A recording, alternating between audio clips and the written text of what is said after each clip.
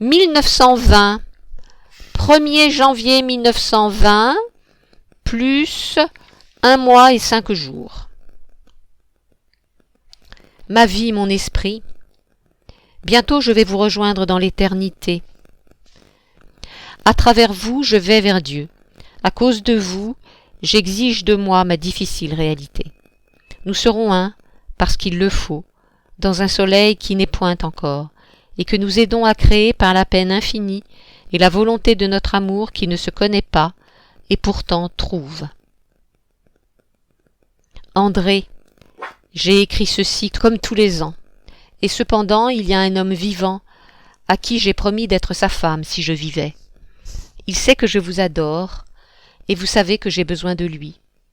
Il est de votre religion, janséniste, par sa volonté de travail sur soi-même. Il a fait un havre de grâce pour mes dernières années. Je mourrai tranquille dans ses bras. Je mourrai, ainsi je vous rejoindrai. Peut-être que vous comprenez ces choses. Moi, je ne les comprends pas. 13 février 1920, plus 1 mois et 10 jours. Savais-je, quand je suis entré dans cette maison il y a 3 ans, que j'y ferais ma vie? Je croyais être en visite auprès de maman. Note. Thérèse Pozzi, dont la mésentente avec son mari avait intolérablement cru, s'était décidée vers 1916-1917 à vivre séparée mais non divorcée de Samuel Pozzi. Elle s'était alors installée à Montpellier, où vivait sa cousine Thérèse Posa, seule membre de sa famille qui lui restait encore. Auprès de maman, un hiver. Je me souviens de mon arrivée, le bel octobre, mon corps content parce que je le croyais guéri. La guerre n'était pas finie. Mon bourdonnant désastre, note, Édouard Bourdet, était officier quelque part très très loin de ce soleil. J'entends le bruit de la voiture qui traverse les bruits simples de la province et m'amène ici. Je tâche de reconnaître Montpellier d'autrefois. Tout à fait au bout de la ville, vraiment où commencent les carrés de champs cultivés, sur une grande avenue suivie de platanes, c'est une grande maison. Nom d'un chien, c'est à la hauteur. Ça pourrait être aux Champs-Élysées. C'est blanc, avec le toit en ardoise, l'escalier est en marbre polychrome, la porte en noyer ciré, la concierge se porte bien, mon chien de police jette 3 gouttes d'or aux beaux platanes, on monte, on sonne au rez-de-chaussée. Mais c'est très agréable, maman. C'est tout à fait bien. Excellent couloir clair, bon papier, elle ouvre une porte. Alors, j'ai le coup d'amour. Je suis dans une très vaste pièce qui prend jour par une large baie en retrait. Cela fait une jolie forme d'espace, et presque à toucher les vitres bombées, le platane lui-même présenté tout entier, protégeant ton rêve contre le ciel. À travers les branches fuit une admirable ligne de pierre en arcade romaine. À 100 mètres de toi, l'aqueduc du Pérou, vive image de l'Aqua Claudia. La grande pièce ouvre sur une autre qui sera ma chambre. Je serai chez moi absolument, pour dormir et pour travailler, pour avoir mal aussi. Il y eut l'époux, la pneumonie, il y eut le courage, papa tué, mame morte, le mari que je n'ai plus voulu revoir, un autre hiver sur ma musique, un autre été sur le latin, et les mains croisées du magister et de Bulto, faisant plafond sur mon destin, comme le platane qui ne filtre que la meilleure seconde de soleil. J'ai tapissé la chambre en bleu, d'un bleu comme le fond du golfe de Concarneau. Quand on y tombe, après la lumière des rues, c'est le palais de Neptune. Il y a mon lit de Paris. Il a oublié. Il n'a gardé que les sommeils des 19 ans. Et presque pas de meubles. Et ça chante. Mais, à côté, car toujours les portes vitrées ouvertes font une seule pièce, à côté de ce bleu, jusqu'au bureau des livres, mon bureau, sauvé encore, jusqu'au divan, jusqu'à la cheminée, où sont 2 vases, et je m'assieds, où sont 2 vases grecs, et mes autres bonheurs à toucher. C'est là que je travaille, et marche, et m'assieds, du fauteuil beige au fauteuil vert, et regarde les heures passer sur le paravent d'or, et cherche si la vie c'est l'esprit ou si la vie c'est la matière. Et je tue Bergson, et je lui donne raison, et je ressens la beauté des couleurs que j'ai trouvées, tapis violet, rideaux tilleul. Ainsi le bonheur. Je ne souhaite rien du tout que rester là, qu'apprendre. L'événement du jour, c'est si j'ai pu sortir gamma de T2, si la loi de Carnot m'apparaît soudain comme une trombe que je verrai décroître, balayer les confins du monde. Maman sort Claude et les chiens. 25 février 1920. Maman sort Claude et les chiens. 25 février 1920, plus 12 jours. C'est en août de l'été qui précède cet hiver, à Saint-Gervais un soir, que j'ai mis le De Libertate entre les mains du magistère qui était venu passer avec moi 4 jours. Le lendemain matin, il me l'a rendu avec les compliments enthousiastes que j'attendais de son désir de me plaire. Il semblait vrai, sans doute aussi l'était-il. Jamais il ne m'en a reparlé, et moi non plus je n'en parle pas. Et quelquefois quand il vient à peu près 2 fois par semaine, et qu'il me trouve exalté par une idée ou tourmenté par le souci d'une difficulté, j'avoue en 2 mots. Et les 2 mots, chargés de toute ma vie, passent, et ni la cathode, ni l'anode n'ont répondu plus ou moins. Il a une phrase vague pour que, violemment, j'écarte son indifférence du sujet, qui met la vie et la mort, qui met l'éternité, en parlant de ces sujets à lui. Pourtant il discerne que la question syndicale n'est pas mon paradis chéri, et se plaint à bulletto parfois de ce que son travail m'intéresse moins. Tout est mort ici, puisque personne ne t'a entendu. Entendu, à la fin, écrit avec un U. Je ne mets plus jamais de E muet quand il s'agit de moi, quand j'y pense. Et pourtant, tu pourrais en foutre des E muets. Pour cet ami, tu n'es qu'une femme.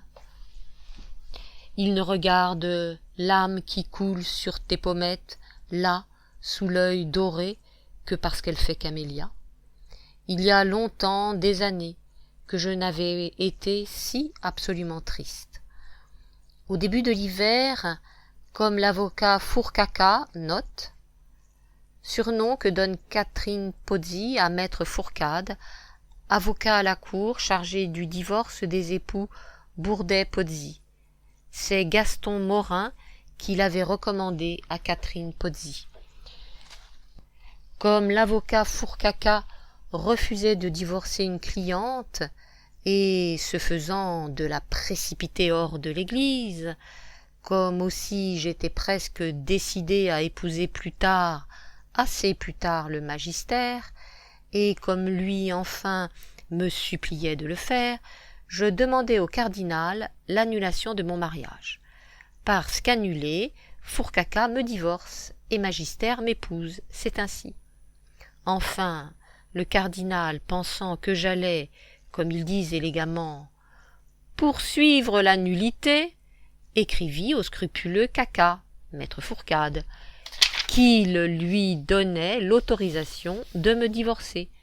Mais moi, je remerciais le cardinal, acceptais qu'il m'autorisât, et déclarais renoncer provisoirement au procès religieux. Son éminence a fait venir le magister chez elle, d'où il apparaît que, tant que j'étais décidé à l'annulation, qui rapporte cher au diocèse et occupe ces messieurs à des travaux bien intéressants, j'étais une personne infiniment sympathique, sympathique à l'infini, mais qu'en l'état actuel, il diminue en raison du carré des distances qu'il y a de ma poche au trône des pauvres. Non, tu es vulgaire. Son éminence n'a pas dit cela. Elle a dit qu'elle ne voulait pas faire de jugement téméraire sur moi, mais que j'avais été très malheureuse et n'offrais pas de sécurité. Le malheur diminuait singulièrement la densité.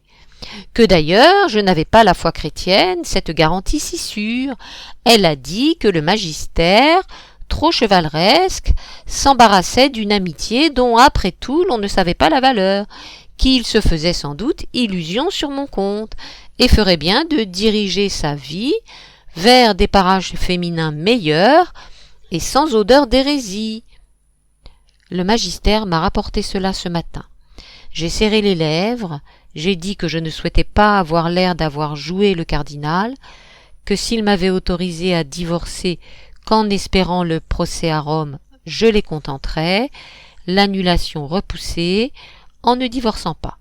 J'ai dit encore qu'il me semblait remarquable d'être en peu de temps chu du rang de dame sage et pitoyable à celui de personne dont on ne veut pas médire. C'est chez les jésuites que l'évêché est allé au renseignement. Parfois, l'un de ces hommes du collège de Claude, note, Claude Bourdet fut inscrit de 1818 à 1920 au collège jésuite Saint-François-Régis de Montpellier. L'un des hommes du collège de Claude, le plus mielleux, venait chez moi entremêlant ses discours de preuve de l'existence de Dieu et de la vérité des mystères. Et parce qu'il voyait la somme théologique sur ma table, n'en était que plus inquiet. Un jour, j'essayais de lui parler de mon mari, rien que par précaution. Ce visage de bois soudain, c'était au moment d'une visite d'Édouard. J'avais de la peine, pas une lueur de charité. Ah, cymbale!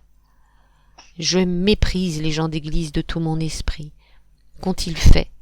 J'allais vers le dogme, et voici que je comprends Luther. Note.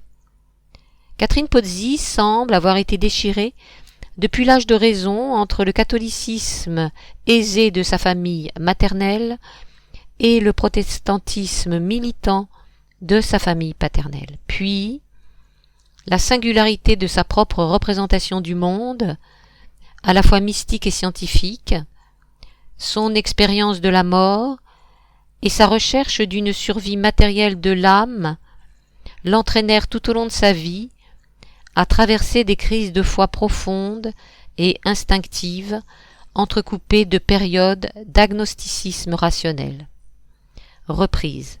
J'allais vers le dogme, et voici que je comprends Luther. C'est le sang des Pozzi, défenseurs de la foi. C'est le sang des Escaut. 11 mars 1920, plus 20 jours. Mon Dieu, vous voyez comme l'histoire s'arrange mal. J'avais tous les compas pour vous trouver.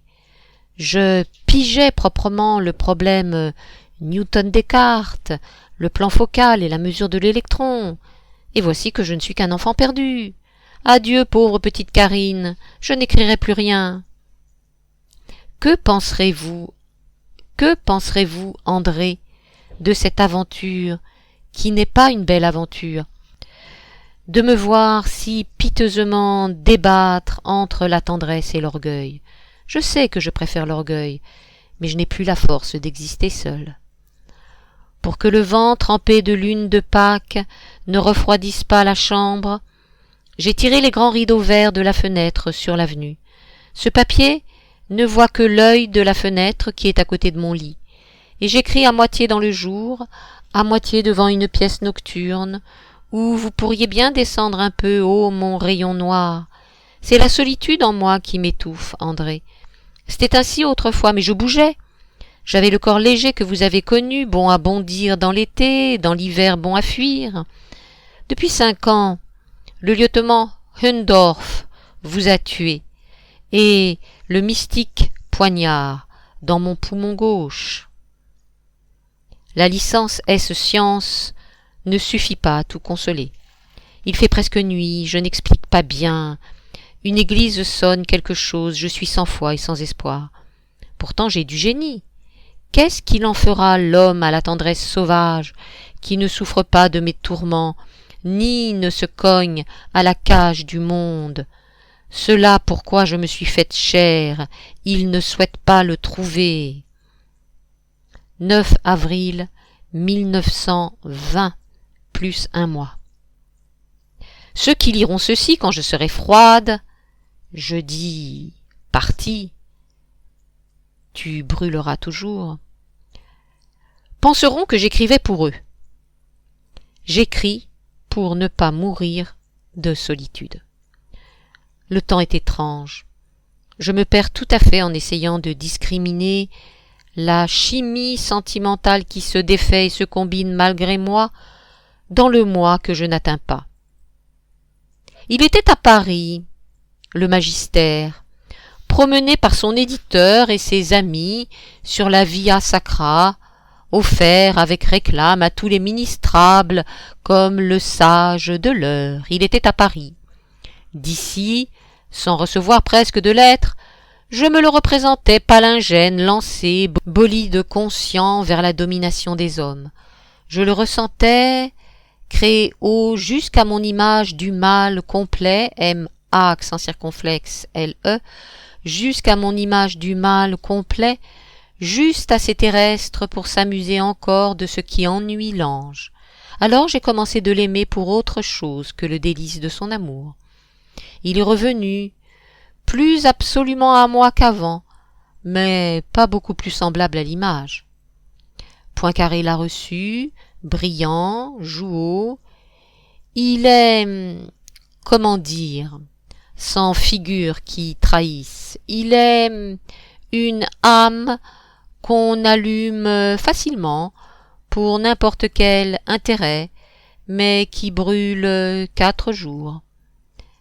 C'est trop lui céder, car les très vénérables idées que je me suis jamais prises à lui passer n'ont fait son feu que 4 minutes. Ô cœur de chair! Je sais bien que vous avez toutes les ambitions que Madame B, note Madame Bulto, toutes les ambitions que Madame B vous dira de prendre. Je sais que vous n'auriez jamais rien fait que moudre leçons à fin de diplôme si je n'étais venu vous réveiller. Il n'y a pas de travail qui vous court dans le sang, pas de travail à la marée de votre artère, flux par flux fermentant jusqu'à Dieu. Vous travaillez parce que vous êtes prudent et sage. Moi, je travaille parce que je suis fou. Vous travaillez pour vivre, moi je travaille pour après le mourir. Et cependant vous êtes ma tendresse, vous êtes mon espèce de bonheur. Vous étiez. Ce sera l'imparfait sur cette phrase-là. 21 avril 1920, plus 10 jours. Je suis souvent dur pour lui, de moi à moi. C'est que j'en attends plus qu'il n'est juste d'attendre. Je vois clairement la force secrète de ce lourd cerveau qui s'est habitué seulement sur le moins nutritif univers. Furieuse de ce qu'il consomme obstinément des pierres, je lui jette tous les fruits du monde, mais il revient toujours à son fuligineux repas. Si Socrate a si haute opinion du juriste politicien, il ne convient pas que je l'abaisse.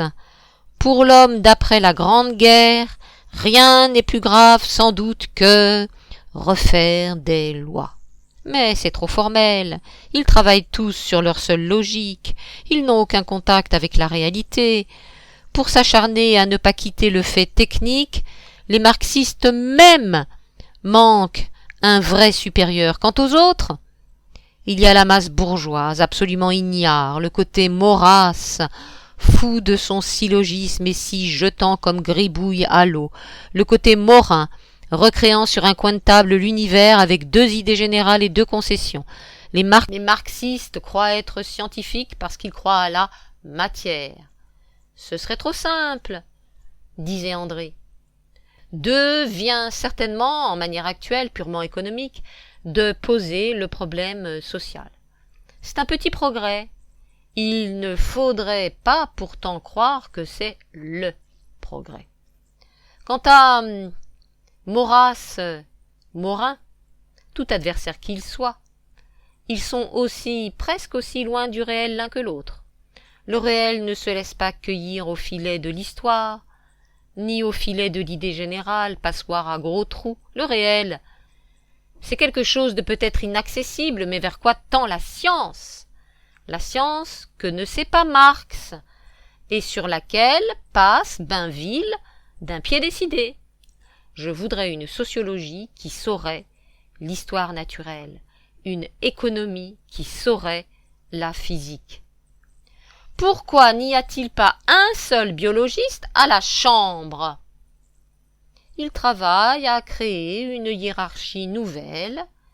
Ils n'ont pas une théorie de la valeur qui soit harmonieuse à l'univers.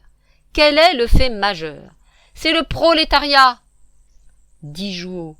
C'est l'ordre, dit Maurras. C'est l'organisme, avec idée de but, dit Morin. Mais le doyen de la faculté des sciences répond: c'est l'esprit. La société qu'ils bâtissent, en mépris de cette invisible puissance, me fait dégoût.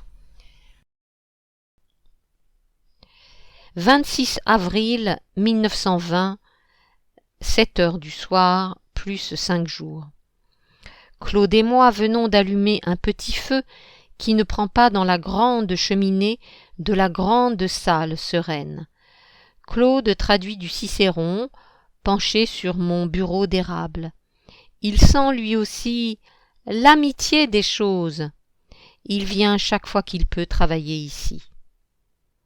9 heures aujourd'hui. Que la toilette du matin est lassante, aux membres lourds, ces bras si maigres dans lesquels ne coule pas encore la volonté à la place du sang, ces bras qui voudraient dormir.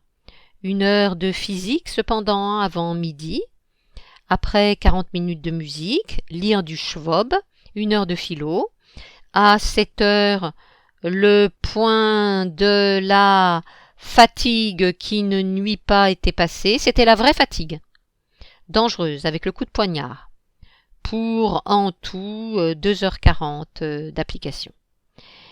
Il y en a auxquels vivre ne fait pas mal et qui ne foutent rien. Je suis trop lasse, que j'aime l'univers cependant, que je progresse à le comprendre. Quel pain je moudrais pour les hommes si... 30 avril 1920, plus 4 jours. Édouard Bourdet a envoyé avant-hier un ultimatum où il reprendra à mon foyer la place à laquelle il a droit ou il m'enlève Claude. Après-midi de fin du monde. Je marchais à travers des campagnes gaies, plus inadéquates que des images d'Épinal pour un mourant, et je pensais ainsi, quand mon frère et moi étions tout petits, nous nous posions gravement ces questions sans détour. Aimerais-tu mieux être enterré vivant qu'écorché vif? Je choisis d'être écorchée, non plus vivante, auprès de ce gros mort qui bouge, qu'on m'arrache plutôt le cœur, libre, au grand soleil. Le magister revient d'Aix ce soir. Lui dirai-je cela? Peut-être pas, à quoi bon. Il prendra l'air du bon juge, dépourvu de solution. Ensuite il dira « Croyez-vous en moi ?» Ah là là. Ensuite il dira « Vous savez combien ce qui vous touche, etc. Et il ne fera rien. Le bilan, je suis plus fatigué que cette vie tranquille ne l'explique. Cette nuit je respirais mal, ce matin aussi, mourir avant qu'Édouard Bourdet ne m'arrache Claude, encore un moyen. Fallait le paradis ou choir. Tachu. De fait, pour recueillir tout ce que tu lui dédiais, il eût fallu quelques héros. Note. Catherine Pozzi parle de Gaston Morin. Et il n'est que très bon et très amoureux. Je n'ai pas besoin que l'on aime tant ma figure, que l'on me mêle au vers du printemps. J'ai besoin qu'on aime ce que j'adore et qu'on serve le même Dieu. Claude travaille au bureau d'érable. Il fait du grec. Il n'a pas mon nez pour le verbe. Il est gentil, vif et doux, il tousse parfois. Claude, mon seul ami, qui veut aussi comprendre le monde. J'ai mal, à gauche. Madame Bulto veut que je divorce. Note. Madame Bulto avait également souhaité qu'Anna de Noailles divorçât de son mari. Comment tout cela finira-t-il? 10 heures du soir. C'est enfin le 1er mai. On entend du tambour du côté des arceaux et des trompettes populaires. Tout ça m'aidera peut-être à mourir avant le mois d'août. C'est en août qu'Édouard Bourdet emmène Claude. Quel dégoût! Revenir avec lui? Comment pourrait-on savoir ce que cela signifie? Même mes amis ne le soupçonnent pas, et moi-même je ne sais plus mettre d'image sur cette horreur qui m'envahit quand je ressens le passé. Il faudrait se souvenir minute par minute du supplice que ce fut d'être apparié corps contre corps au gros bourdon, sa vanité fidèle. Il n'y a qu'à la vanité qu'il a été fidèle. Et ses conceptions du monde, non pas du monde, des hémisphères d'en bas la ceinture, qu'il exposait avec sécurité, puis son silence et son large dos affaissé dans un fauteuil, à contre moi, pour ne pas voir les yeux de Karine où passaient les étoiles, et puis le brutal mépris de toutes les phrases qui tombaient en oukase, et puis sa haine, et pire que sa haine, ses étreintes, parce qu'il avait bien dîné. Couche-toi et ne parle pas. Qui m'aurait lavé de cet amour, si ce n'est André? Le tambour marche comme le pouls d'un fou. Le pouls, P-O-U-L-S. Samedi 1er mai, le lendemain, 1920. Le magistère est venu ce matin, il a dit « Puisque vous n'avez plus confiance en moi, il a dit « Vous savez combien ce qui vous touche, etc. » Je crois bien que j'ai répondu que ça me faisait une belle jambe. Voici comment il voit l'affaire. Monsieur Bourdet exige que je reprenne la vie commune, sans quoi il emmène son fils. Donc, je vais demander le divorce. On prononcera le divorce contre moi pour refus d'habiter le domicile conjugal et l'on confiera Claude à tout jamais à monsieur Édouard Bourdet. Peut-être me permettra-t-on de le revoir 1 mois par an. Du moins, c'est ainsi que ce professeur de droit civil établit l'équation d'une destinée. Et l'on assure qu'il a une tête de mathématicien. Cependant, il n'ignore rien du passé de monsieur Bourdet et du mien. Il me sait, vis-à-vis de ce mari-là, plus nette qu'aucune autre. Il le sait, vis-à-vis de moi, plus coupable qu'aucun. Je vais espacer le magistère. Je ne puis plus le voir, il me fait mal. Il est le rappel cruel d'un bonheur imaginaire, d'un leurre agréable.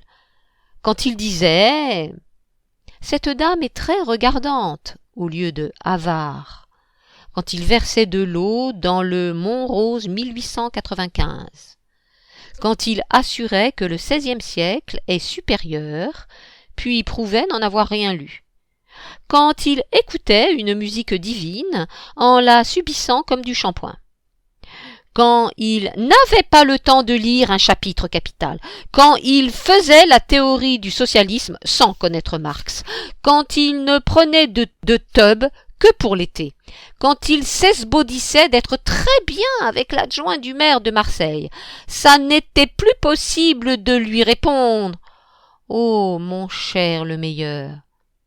Mais cela, c'était des instants. Et je croyais arriver par force et par ruse à lui faire humer le Mont-Rose, ignorer la dame et l'adjoint, lire Rabelais et Charron, examiner Marx et se laver l'hiver.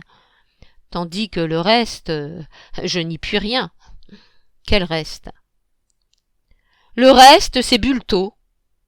Et c'est la machine pneumatique, je précise. Quand je l'ai présenté, et eux. Peut-être, note de la lectrice, s'agit-il de la machine pneumatique. Quand je l'ai présentée, et eux, à Bulto en février 1919, elle était encore ce que j'aimais le mieux au monde. Elle et moi. Qu'elles sont graves jusqu'aux sphères d'en haut, quelle cloche d'or, mais il l'a prise pour confidente. Il n'y a peut-être rien qui touche davantage une femme, qui n'est plus jeune, que de tout savoir des amours d'un homme, puisque cette confidence n'est pas injurieuse à sa personne, qui ne peut plus être caressée. Comme elle l'est, quoiqu'il ou elle proteste, si la confidente a 20 ans. Il est vrai qu'alors ça peut bifurquer. Enfin, Bulto, quoique démone majeur, a été violemment captivé par cette histoire. Seulement, les confidences étaient du genre traîne de deuil. Traîne, T-H-R-E, accent grave, N-E. Tant qu'elles attirèrent la phrase « Il faut qu'elle comprenne qu'elle en est avec vous au point où il faut tout perdre ou tout donner. » Ici, je dois reconnaître que je fus faiblarde, incapable de tout donner. Le petit essai, pleurante comme Iphigénie, et le petit essai, riante de mépris, et la reprise farouche. Alors, pour m'en tirer, je promis le mariage. Et puis, cette année, au début de l'hiver, après l'examen glorificatoire, et mordu par la passion des concours, et comprenant qu'on ne fait pas bien une licence assise sur les genoux d'un monsieur, même plein de ménagement, bon, je dis non, je ne me marie plus. C'est ce soir quand moi-même, et vraiment pour la première fois, j'ai refusé son amour. Non, si je dois vous payer de tout l'univers. Moi, Gilbert, j'aime les hommes, j'aime les passants, les marchands, le libraire, le philologue et le médecin, et ça comprend les femmes délicieuses qui croient mentir et disent la vérité. Je ne puis renoncer à eux pour vous, qui ne me donnez que vous, que votre ambition ou votre sourire, que votre souci. Et même cette lourde à porter, lourde à supporter, fin de mois, fin F-A-I-M, que vous avez. Ce n'est encore qu'un retour vers vous-même. Vous aimez le génie qui augmente votre pensée, la rend claire, la volonté qui vous force d'agir. Avez-vous aimé mon travail 1 heure? Vous n'aimez que ma peine, parce qu'elle me jette dans vos bras et que vous vous sentez plus fort par l'illusion d'une protection précieuse. Tout cela est amer, comme de la cendre sale. Quelle étrange aventure que cet amour de l'homme qui n'est plus jeune, et sa tentation depuis 2 ans, qui finit, ici. 4 mai 1920 plus 3 jours. Que c'est compliqué de s'expliquer sa vie à soi-même. Le changement de direction profond qu'implique cet hiver est certainement le fait de l'université. Je marche depuis que je travaille suivant des programmes préparant à des diplômes dans ma voie. Ces sourires de pitié des gens intelligents ne peuvent empêcher que pour avancer dans une science, il faille se soumettre à une règle. J'ai quitté le dilettantisme depuis que j'ai pris le harnais des baccalauréats. Si la faculté ne m'obligeait pas à savoir des choses qui m'ennuient, je n'arriverais pas aux choses dont j'ai soif. Il a fallu que j'y sois forcée pour apprendre la syntaxe de Cicéron. Il faut que mon programme exprime les lois en équation pour que j'aie mangé cette algèbre de suie qui rend la bouche noire et le cerveau dur. Mais parce que je lis Cicéron, je sais à présent quelque chose du vol d'un vers de Virgile. Et parce que je vais construire une égalité, je comprends la formule de vie moyenne d'un atome. C'est à ce point de ma vie, ce point percé de tous les rayons qui tombent de l'anti-soleil, le globe invisible aux têtes humaines, que l'on offre de me remarier, oui, avec Dionysos. 5 mai 1920, le lendemain. Le monsieur seul de l'étage, au-dessus, est mort subitement. Cela change quelque chose à mon salon ce soir, ce cadavre au-dessus. Il fait pont jusqu'à l'invisible. Je ne suis pas sortie. J'ai, rêvant de tout mon effort sur un problème de physique, passé une heure délicieuse dans le fauteuil beige. La grande baie ouverte, où bruit l'arbre heureux, le ciel, à peine azur. Magister est venu, il est tout en tourbillon autour de la nationalisation des services publics, il est posé sur la nationalisation comme ma petite casserole brune sur la braise, et il bout, je l'ai trouvé intelligent, sans doute sera-t-il un homme d'État malgré tout. Il me regardait parfois avec tant de mots derrière la figure que je ne l'aidais pas à dire, et je le regardais, ainsi l'aviateur, sur qui s'effiloche encore un pan de nuages, regarde l'excellent mineur. Le magister sait que je l'estime, lui, très médiocre magister, quelque chose comme le professeur de natation qui laisse son meilleur ami se noyer.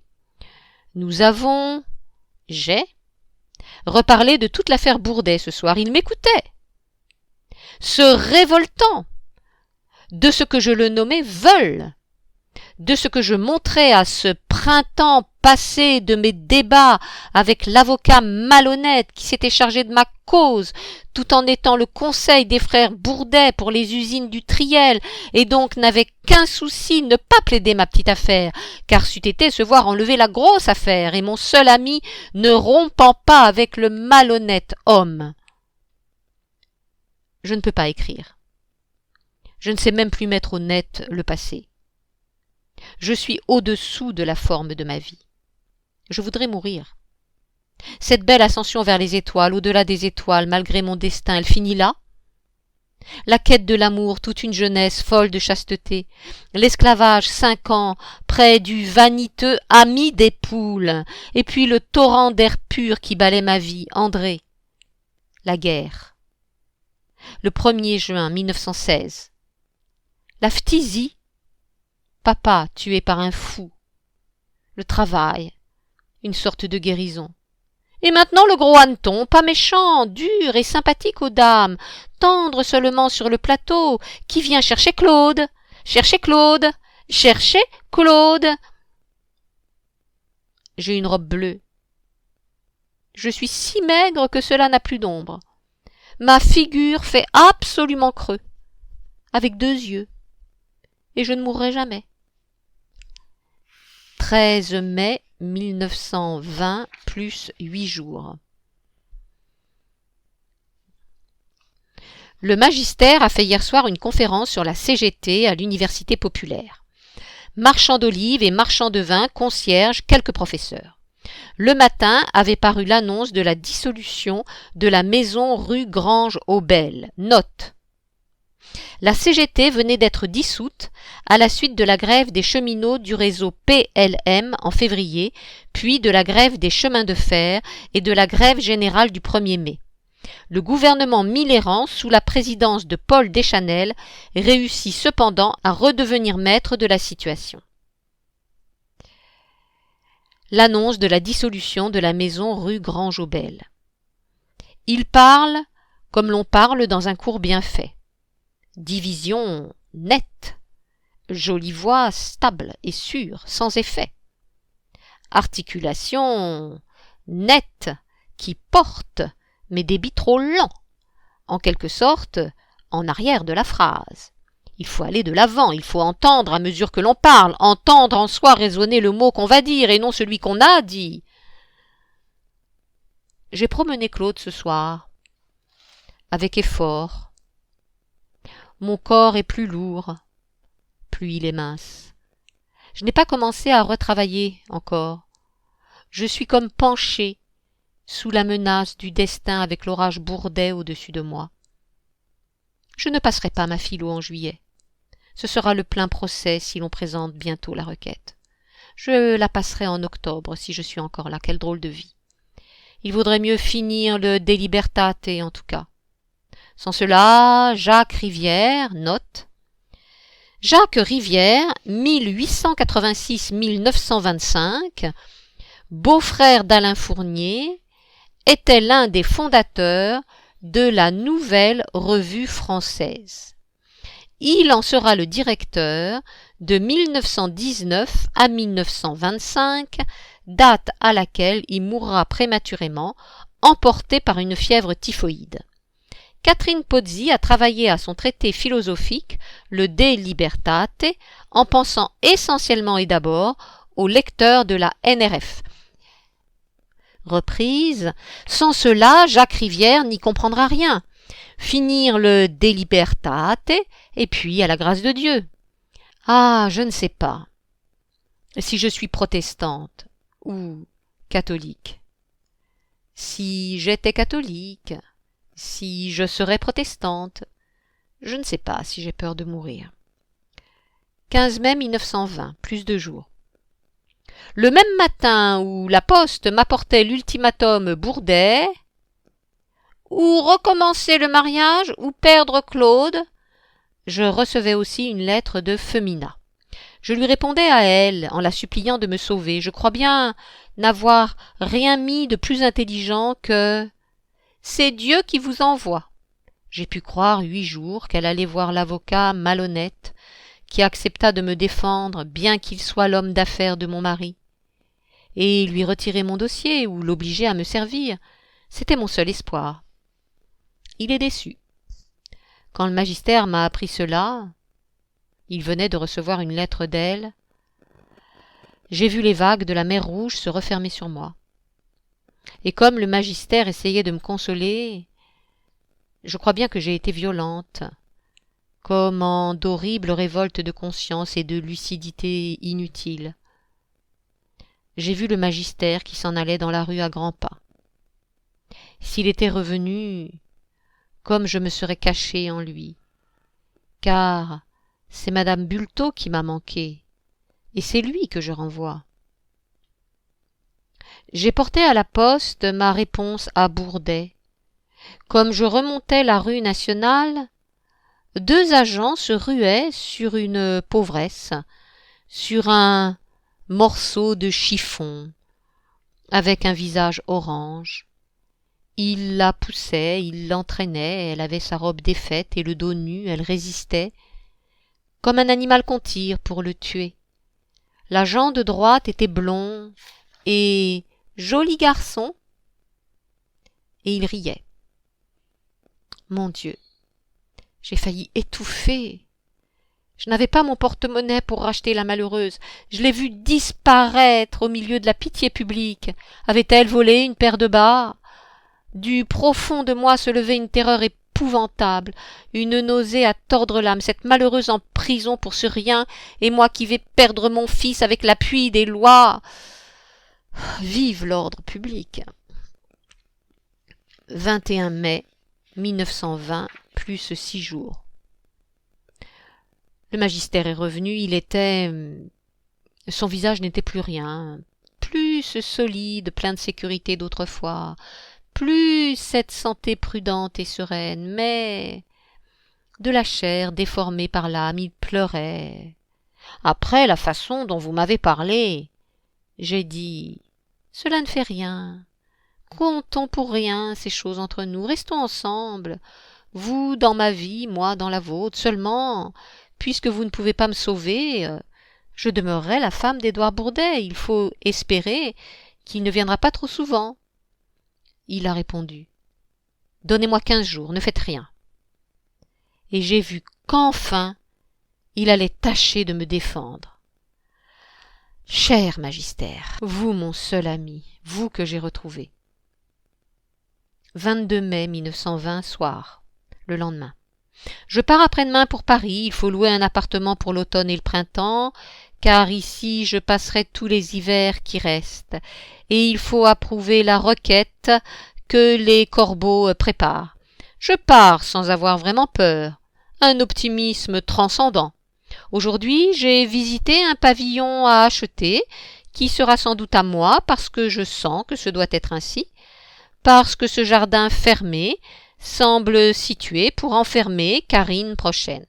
Mais quel étrange pavillon et quel jardin! Il appartenait à une grande famille d'autrefois.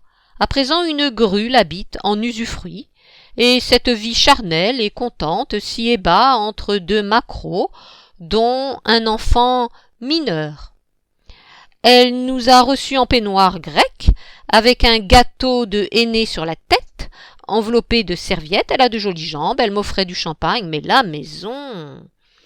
Trianon, plus pensif et plus délicieux, à rendre Jean-Louis, note, Jean-Louis Vaudoyer, à rendre Jean-Louis perdu de joie.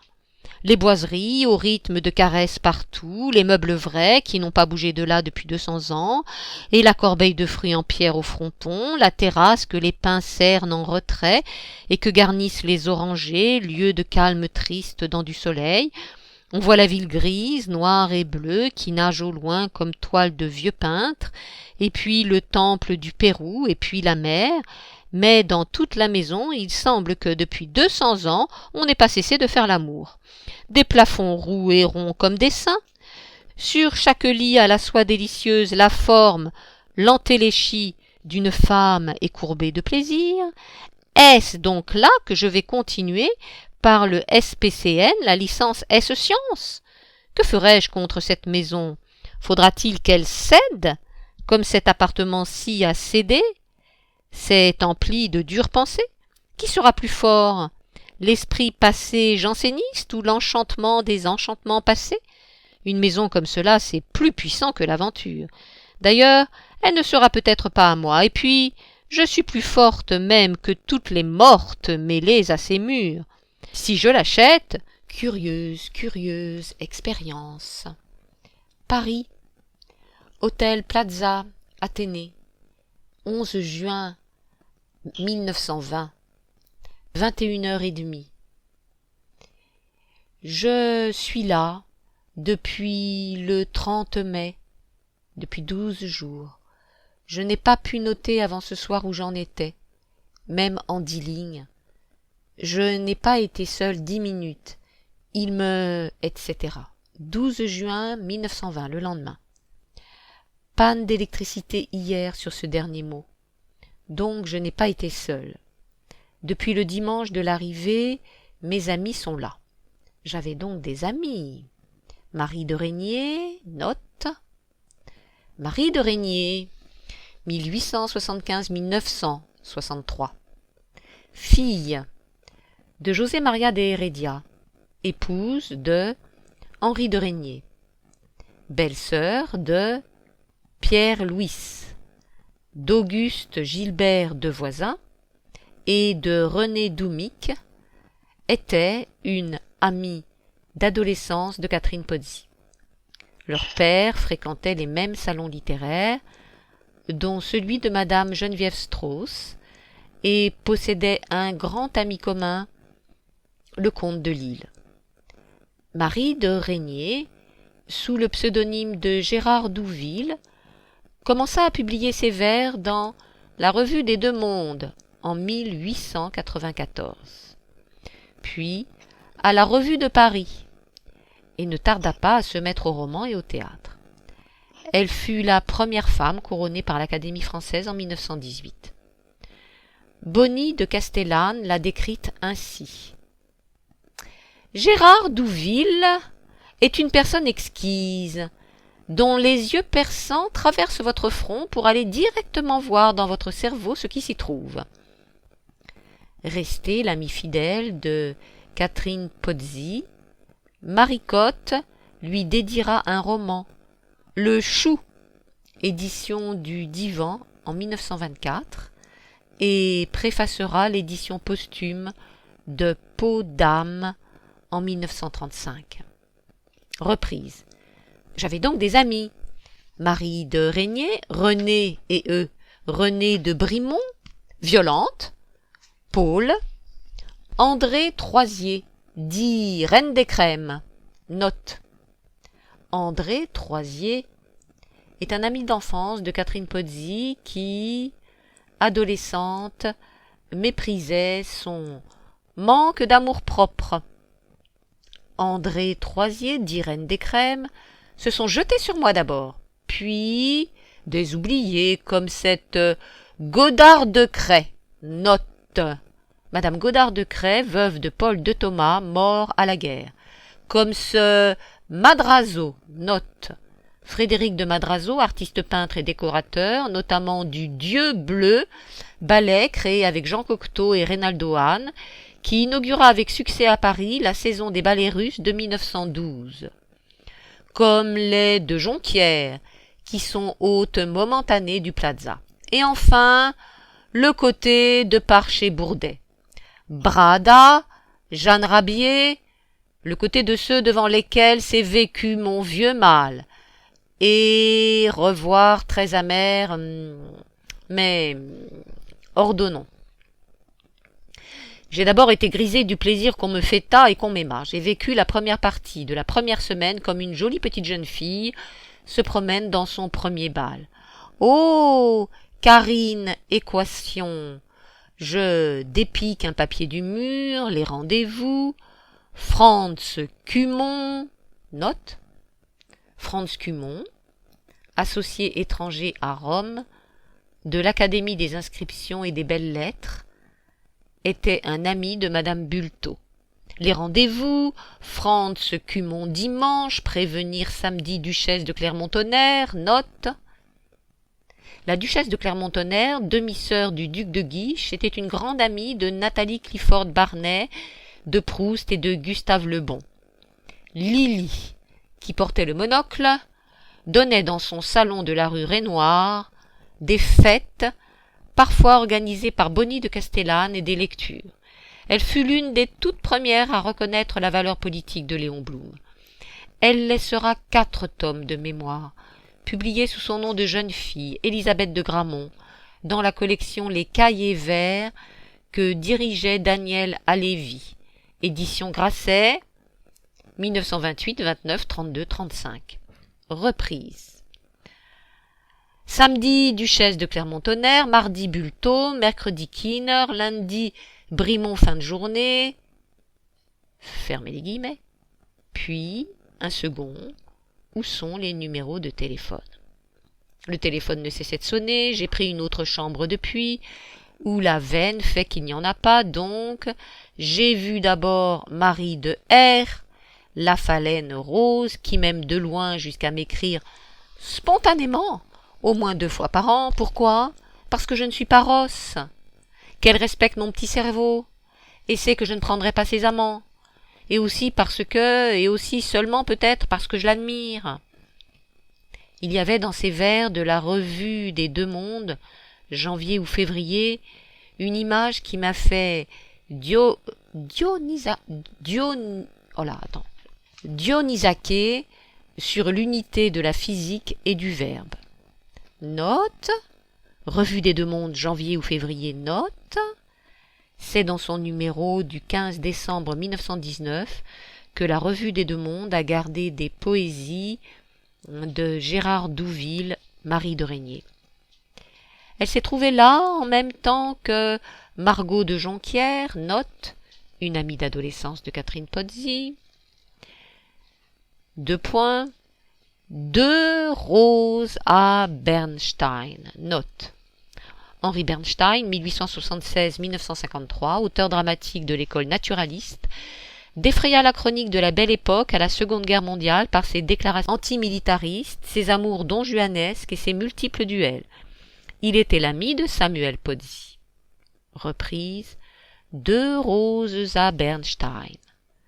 Comme depuis la cueilliaison, d'autres heures avaient coulé sur chacune, elles se sont poliment souries. Puis, Bulto. Elle est, celle-là, venue un matin à 11 heures. Je ne serais pas allé chez elle. Retourner chez elle la première. L'affaire Fourcade m'avait hérissé le poil psychique à son propos. D'ailleurs, je ne comprends plus Bulto. Écrivons ça et continuons. Chez René et chez René de B, note, René de Brimont, goûter musique, Il y avait là les 10 plus nobles sapphos du temps, dont la vieille Polignac, note. La princesse Edmond de Polignac, 1865-1943, née Vinaretta Singer, guillemets, grande prêtresse de la musique, fin de guillemets, tenait en guise de salon une académie musicale fréquentée par Proust, Poulenc, etc., où elle donna de nombreux concerts sur invitation. Son second mari, Edmond de Polignac, épousé en 1893 et décédé en 1901, était compositeur de chants chorales, de romances, d'opéra. Winnie, qui animait son cénacle en jouant elle-même de l'orgue, avait traduit Walden ou La vie dans les bois de Thoreau pour La Renaissance latine, revue fondée et dirigée depuis 1902 par Constantin de Brancovent, le frère d'Anna de Noailles. Reprise. Les 10 plus nobles sapphos du temps, dont la vieille Polignac et Clermont Boum Boum. Ce surnom, note, ce surnom qui n'est pas sans rappeler l'enseigne du cirque Medrano, le cirque Boum Boum, alors boulevard Rochechouart, désigne Élisabeth de Clermont-Tonnerre. Reprise. Et Clermont Boum Boum. Celle-ci, précipitée à mon canapé, et j'ai eu 10 minutes d'un snobisme imbécile qui m'a fait l'inviter à dîner. J'aurais invité les 10 ardentes, d'ailleurs, tant je marchais sur la gloire de plaire, tapis bien doux. Ma robe de calot était exquise, et je redevenais jolie, invention étonnante, et plus jeune qu'elle, Polignac hors concours, ce qui me faisait bercer l'âme dans ma peau. Preuve, la demande du peintre. Note. Il peut s'agir, dans cette assemblée des 10 plus nobles sapphos du temps, du peintre Romaine Brooks, femme que la princesse de Polignac avait accueillie en France en 1908 et qui vécut avec Nathalie Clifford Barnet. Elle lança à Paris la mode du noir et du blanc en décoration et fit poser les femmes du monde les plus marquantes de son époque, Élisabeth de Clermont-Tonnerre, Anna de Noailles, etc. Reprise, preuve, la demande du peintre. Cependant que, de dame en dame je traversais ce temps, tombant du ciel parisien, le magistère était en la cité. Il m'avait suivi à peu de jours de distance, afin de débrouiller le divorce. Et ce n'était pas la complication la moindre que cette chère présence exilée au petit hôtel Louvois, au bout du téléphone, voix anxieuse à souffle raccourci par le cœur. « M'entendez-vous? Vous savez comme je pense ?» Si je savais. 17 juin 1920. Plus 5 jours. Le magistère est resté 8 jours. Je ne le voyais guère qu'une fois, l'après-midi ou le matin, quand il montait en faisant annoncer « le docteur », truc indigne. Ainsi, nous deux, entre qui rien du tout, obligés de mentir jusqu'à gâcher notre alliance. Avec lui, j'ai été chez Fourcade, et passive, ce poisson m'a fait sauter dans le filet juridique. Guillemets. Nous n'avons pas d'armes. Vous n'obtiendrez pas la garde de l'enfant. Il ne faut pas faire le procès. Tel est le thème. Il oublie que pas d'armes, c'est volontaire. Ainsi, n'y a-t-il pas eu moyen de faire constater aux défenseurs étranges l'avis désordonné, coupable au sens connu, d'Édouard Bourdet, quand au mois de juin passé je mis l'affaire entre ses mains. En 10 mots, Fourcade, avocat conseillé par le magistère, et en même temps il se trouve l'avocat d'Édouard Bourdet, de la famille Bourdet, pour une affaire industrielle, plâtre de Trile, n'a cessé en cette raison de ménager l'adversaire, m'a empêché de divorcer, puis a fait traîner 1 an. Le magistère, dont la bonté est impuissante et l'énergie égale à 0, n'a pu ni diriger Fourcade, ni se décider, ni le dessaisir en lui disant son fait en 3 mots. Et cette fois encore, il était là, mon « gardien », comme il s'intitule. Cela fait bien rire Suzanne. Note. Suzanne Poncet, dite violente. mon gardien comme il s'intitule, lourdement assis et silencieux pendant que l'autre, littéraire et moustachu, gascon diplomate, causait devant son téléphone en me démontrant que l'agneau n'a jamais aucune évidence contre le loup. Je pars demain. Je vais écrire enfin à ce pauvre monsieur l'ancien bâtonnier pour qu'il ne se mêle plus de ma petite destinée. Ça ira comme ça pourra. Du Languedoc, le magistère m'écrit et me télégraphie. Guillemets. Comptez sur chien de garde. Fin de guillemets. Et me télégraphie tant qu'enfin je le tranche de moi. Ce magistère, excellent et vide de force, bon à consoler, qui n'est pas bon pour l'effort et qui, si bien placé de tout son poids devant ma maison, n'empêche d'y entrer aucun malheur. Revue Bulletot, il y avait Monseigneur, note, Monseigneur Duchesne, 1843-1922, prélat et historien ecclésiastique, membre de l'Académie française depuis 1911 et de l'Académie des inscriptions et des belles-lettres, était directeur de l'École française de Rome, grand ami de Madame Bulletot qu'il a connue à Rome en 1903 et d'Anna de Noailles. Cet auteur de savants travaux d'histoire théologique fut apprécié pour son modernisme et sa causticité, mais aussi attaqué pour ces mêmes raisons. Catherine Pozzi eut une importante correspondance avec Monseigneur Duchesne, qu'elle rencontra dans l'entourage de Madame Bulletot, mais ces lettres furent détruites dans un incendie. Revue Bulletot, il y avait Monseigneur, la chère vieille vie souriante qui dit sa phrase et fait sourire, et tour à tour Cumont, blond dans sa jaquette où il souffle du vent, Canet, note, Henri Canet, avocat, sec dans sa violence, Chimay, Fifi fanée à langue pointue, la préférée de Femina, note, Chimay, la princesse Alexandre de Caraman-Chimay, 1879-1929, née Hélène de Brancovent, était la sœur cadette d'Anna de Noailles.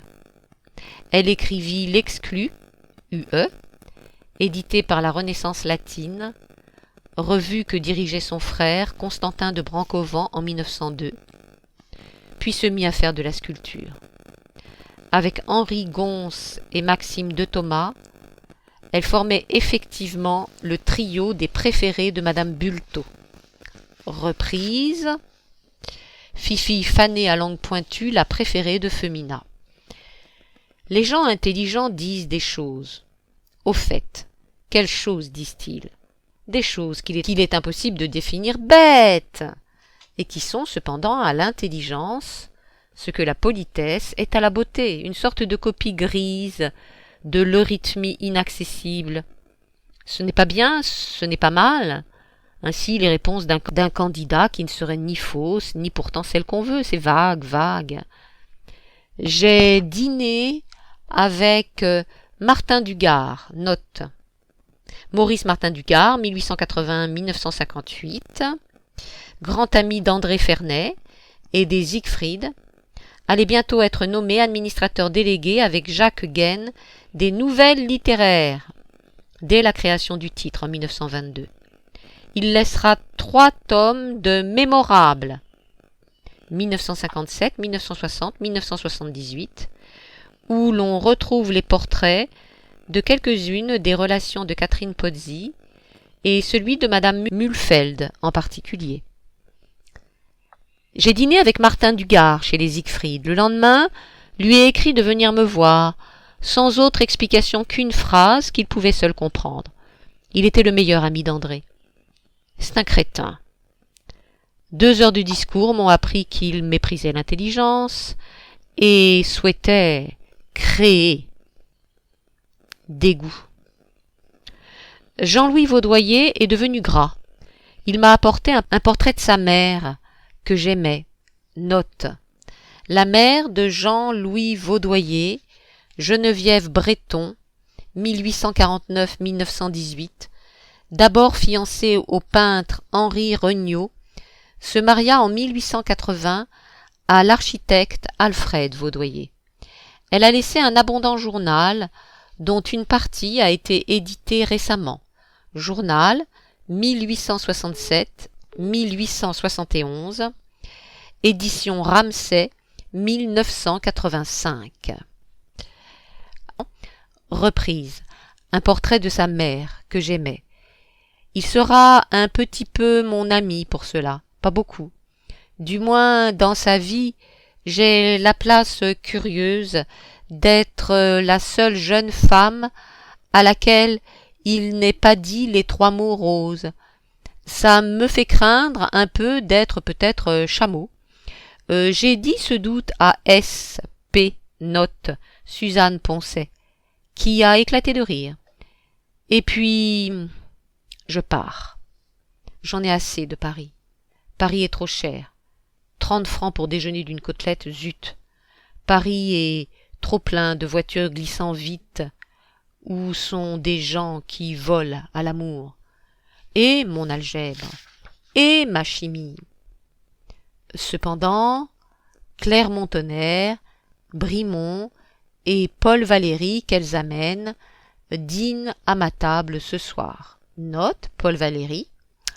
Paul Valéry, 1871-1945, qui, depuis la fin d'un long silence éditorial, fréquente les salons, en particulier celui de Madame Mühlfeld, est à l'âge de 49 ans à une période cruciale, à un tournant de sa carrière littéraire.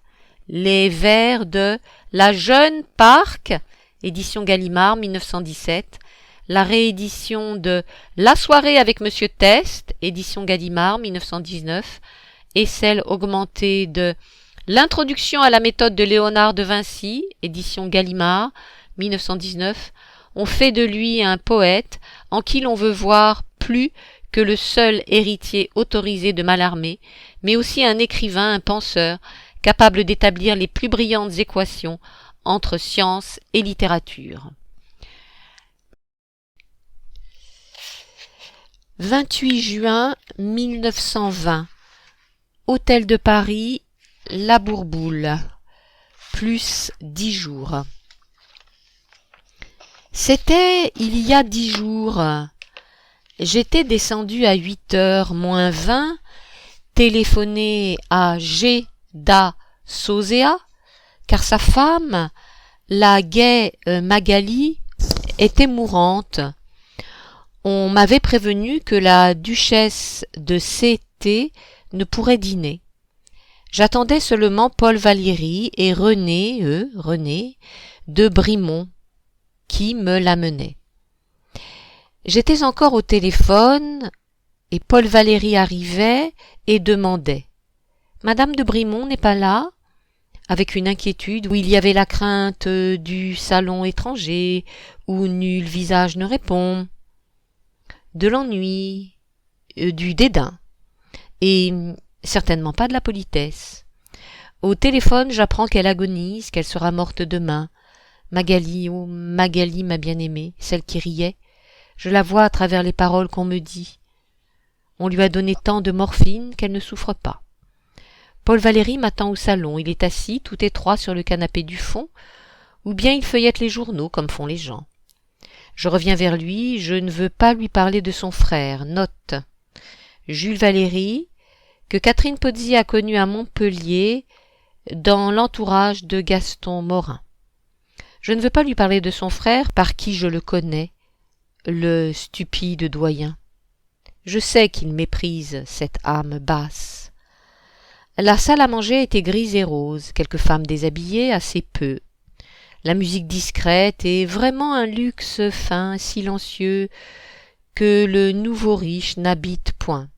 René était aussi mal vêtu que jamais, avec un ridicule chaperon d'or, mais joli. J'avais une robe grecque de Vionnet, note Madeleine Vionnet, grand nom de la haute couture parisienne. Tunique noire, sans rien, et 100 000 francs de perles. Paul Valéry n'a vraiment parlé qu'à elle pendant les 3/4 du repas, et je le notais avec une algébrique fraîcheur et une indifférence qui est beaucoup plus étonnante que je ne croyais. Je savais que c'est moi entre tous les êtres qui dirai les paroles de vie que vous seulement, ô Paul Valéry, pressentez. Penchez-vous vers Brimont qui est baronne. Vraiment, alors, snob? Cela, seul héritage du frère gonflé? Ne suis-je pas Patrice? Note. Catherine Pozzi fait ici référence à sa noble grand-mère Escaut de Mélon de la branche Pozzi. Je puis attendre, ô PV. J'ai l'éternité. Il lui a dit d'abord, tournant la tête vers moi par fin de phrase, puisque j'étais l'hôte, qu'il avait retrouvé une seconde version de l'après-midi d'un faune de Mallarmé. Note. Paul Valéry avait été chargé avec Gide de mettre de l'ordre dans les papiers de Mallarmé, mort en 1898. Or, en 1920 a été retrouvée dans les archives du compositeur Chausson une version inédite de l'après-midi d'un faune pour laquelle on demande une préface à Paul Valéry. Il refusera, se retranchant derrière la volonté de Mallarmé de ne rien publier d'inédit après sa mort et de brûler ses lettres. Henri Mondor publiera ce texte en 1948 dans Histoire d'un faune aux éditions Gallimard. Reprise. Retrouver une seconde version de l'après-midi d'un faune de Mallarmé. Il a cité un beau vers, la nymphe qui se sauve en rejet. Brimont, quand elle ne trouve rien à penser, sourit et se regarde d'un œil de côté dans la glace du mur. Absolument calleuse au fait que je suis le troisième convive toléré, je parle, que m'importe, je vis ma vie, PV est là, il suffit que j'existe, il le sentira tôt ou tard. Il l'a senti vers le dessert. À propos de science, je parle du livre de Housset, note. Frédéric Housset, 1860-1920, biologiste, spécialiste de la morphogenèse des êtres vivants. Il a écrit Force et cause, Flammarion 1920, ouvrage que Catherine Pozzi avait lu en avril. Je parle du livre de Housset et puis expose une idée qui est valérienne, cela j'en ai le regard aigu, l'idée de la réversibilité de la loi de Carnot dans le monde de l'esprit. Note. Loi de Carnot. N.L. Sadi Carnot, 1796-1832, a démontré que pour recueillir du travail en fournissant de la chaleur, il fallait disposer de deux sources de chaleur, le liquide empruntant de la chaleur à la source dite chaude et en cédant à la source dite froide. Toute la chaleur ne peut donc pas être transformée en travail. L'hypothèse de la réversibilité du principe de Carnot avait été évoquée par Paul Valéry dans Notes et digressions, suivie de L'introduction à la méthode de Léonard de Vinci. Reprise. L'idée de la réversibilité de la loi de Carnot dans le monde de l'esprit. Et puis, nous parlons d'Einstein. Note. Paul Valéry avait tout récemment traduit et condensé pour la NRF du 1er décembre 1919 un article anonyme paru dans la revue anglaise L'Athénéum et portant sur les travaux du futur prix Nobel 1922. La théorie de la gravitation selon Einstein. Reprise, et puis nous parlons d'Einstein, et j'explique mon image du temps, quatrième dimension de l'espace. Il répond, avec une rapidité étonnante, une adresse, une maîtrise à saisir le fil d'or que je n'ai jamais vu. Jamais, en vérité. Le temps est-il espace, selon lui, dans l'effort statique? C'est très intelligent comme objection. Je réponds qu'alors, il y a déplacement physiologique, quoique invisible. Nous parlons. Je crois bien que c'est moi qui parle. Et lui. Brimont ne dit plus rien, ne comprend évidemment pas. Nous sommes en pleine physique. Maîtresse de maison égoïste, cela m'est égal. Qu'elle s'ennuie, qu'elle s'ennuie. Il y a la glace, petite distraction, René et eux de côté. Moi, j'ai aperçu l'étoile. Excédé, vers 10h moins le quart, René part. Et nous entrons dans le salon, PV et moi, nageant déjà à grands élans dans un dialogue fascinant qui continue et continue. Et soudain, il me dit, avec presque de la timidité, « Avez-vous lu mes derniers vers dans la Nouvelle Revue Française ?» Note, la NRF avait publié, dans son numéro du 1er juin 1920, « Le cimetière marin ». Non, je suis abonné, mais ne la recevrai qu'en retard. Note. Catherine Pozzi est abonnée à la NRF depuis 1913. C'est que je voudrais votre avis. J'ai fait quelque chose de nouveau qui m'inquiète. Lentement, d'une voix un peu chantante, il me les dit. Et j'écoute avec une telle intensité qu'à un certain moment, j'ai eu peur de mon visage et je me suis retournée pour voir si on le voyait. Ces vers sont plus que je n'espérais d'aucun être vivant.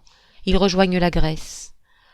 Or, deux défauts malarméens, qui sont en leur cristal, et que je voudrais arracher, c'est la beauté, musique et forme qui vêt l'esprit. Ô mon royaume, mon seul royaume, cœur et fin de moi. À 11h, les derniers convives remontaient chez eux, le concierge debout, statue du reproche. Si ces gens n'étaient pas partis, si ce concierge n'avait pas fait le geste d'éteindre, serions-nous encore à parler, vous et moi. Je vous ai forcé, ô Dieu sauvage. Debout, vous m'avez tenu un quart d'heure devant la porte parlant de vous. C'est vous qui parliez de vous avec un visage nouveau. Mais que puis-je de votre visage? Je ne le connais pas. Je ne le reconnaîtrai pas. Je ne l'ai pas regardé. Note. Paul Valéry notera pour sa part, dans un des cahiers 1922, édition Gallimard, l'effet de cette rencontre avec Catherine Pozzi. Guillemets. Si je me regarde historiquement, je trouve deux événements formidables dans ma vie secrète. Un coup d'État en 92 et quelque chose d'immense, d'illimité, d'incommensurable en 1920. J'ai lancé la foudre sur ce que j'étais en 92. 28 ans après, elle est tombée sur moi de tes lèvres. 5 juillet 1920. Plus 7 jours. Je sais bien ce que je puis vous répondre. Ô mon miracle, et vous le lirez. Peut-être qu'alors je serai morte, mais vous le lirez, et de cette encre violette même sous vos yeux qui ne m'ont jamais regardé. Votre lettre de ce soir est à toucher ce papier posé là, qui m'interroge comme si j'étais la Pythie ou l'obscur écho qui ne rendra qu'un peu plus sourd le timbre de votre voix, guillemets. Puis-je être plusieurs? Suis-je le seul? Suis-je compatible avec le nombre? Plus aveugle qu'une taupe êtes-vous, Apollon? Moi, du moins, je n'ai jamais douté de la lumière. Misérable, ivre de ma différence, j'ai toujours su que moi-même vivant existait hors de moi. Était-ce en cet espace, en ce temps, sous ce Dieu? Cela c'était le possible, et enfin je le croyais, le possible manquait, mais pour le reste, la foi ne s'en pouvait défaire. Oh, vous pouvez ne jamais plus m'écrire, pensée de ma pensée, et vous pouvez errer vers quel chemin, je vous ai rejoint 1 heure. Je suis entière pour l'éternité. Jamais je n'ai connu cette certitude, cette sérénité douloureuse, à la fois exaltée, écrasée. 12 juillet 1920, plus 1 semaine. Suis-je le seul? Puis-je être plusieurs? C'est à présent que je suis votre prisonnière, puisque vous tenez 2 feuilles du De Libertate entre vos mains. C'est à présent que j'ai joué mon destin. Ô dupe, amère destinée, le long ruban, terriblement taché de peine, où la seule pensée qui était le seul bien, n'a jamais trouvé d'écho. C'est à présent que j'ai joué le coup de dés dont, si je le perds, je sais que je serai vieille en 1 minute pour toutes les minutes à venir. Vous avez reçu ma lettre vendredi, et c'est lundi ce soir. Voici donc mon beau cœur d'autrefois, inusé, inusable, désespéré d'espoir au-dedans de moi. Qu'ai-je besoin, ai-je, que vous preniez mes mains tendues?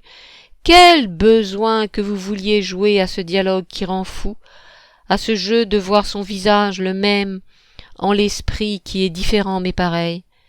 Ou il a compris le De Libertate ou non. S'il ne l'a pas compris, pour qui l'écrire? Car pas un au monde, s'il ne l'entend, ne l'entendrait. S'il ne l'a pas compris, pourquoi vouloir qu'il me parle? Il n'est pas moi. Mon maître chéri, cela ne fait rien, ce que je dis là.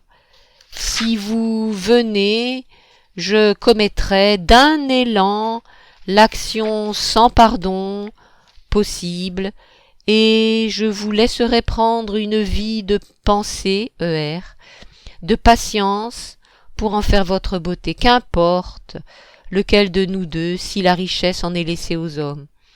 Ô mon amour, à qui d'abord il faut que je donne ma gloire. 21 juillet 1920, plus 9 jours. Vous ne m'avez pas répondu. Le 10 juillet, le jour où peut-être vous receviez ces pages du De Libertate et la longue discussion sur la différence, j'ai perdu l'étonnant anneau d'or qui m'avait été apporté de Java la semaine où je vous ai connu et que stupidement j'associais à votre rencontre.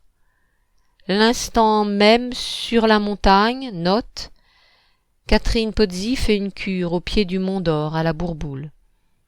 L'instant même sur la montagne où j'ai vu qu'il était tombé de mon doigt, j'ai vécu l'horreur de vous perdre. J'ai cherché comme une misérable ce bijou auquel je ne tenais pas, je ne l'ai pas retrouvé. C'est du Maeterlinck bien indigne de votre dure raison, mon maître. Mais je n'ai pas retrouvé la bague hindoue, et vous ne m'avez pas répondu. Je ne sais comment j'ai traîné ces 3 semaines. Il n'est pas possible que vous n'ayez pas compris la pensée de votre pensée. Cependant, vous me refusez. Ne lirez-vous jamais ceci? Vivrai-je pour le déchirer, hélas, demain? Je sens le dur obstacle, le mur haut, dressé, comment, pourquoi? Je ne veux plus vous subir, ayez pitié de moi. Je ne me suis pas marchandée en venant vers vous. Je n'ai pas fait les sourires de prudence, je ne me suis pas ménagé de sortie par le couloir. J'ai été brave, PV. Je vous ai donné d'un coup le secret de ma pensée, ma raison de ne pas mourir. Il n'est pas possible d'aimer comme je vous aime, avec un regard si clair, si profond sur l'essence de vous, si fraternel, si tendre, sans que vous n'en ressentiez pas un jour la douceur.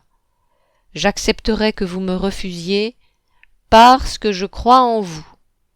Si ce n'était cela, je vous détruirais si vite en mon âme que vous n'y laisseriez pas un reflet humain. 22 juillet 1920, le lendemain. Décidé d'aller à Paris, où vous étiez peut-être encore.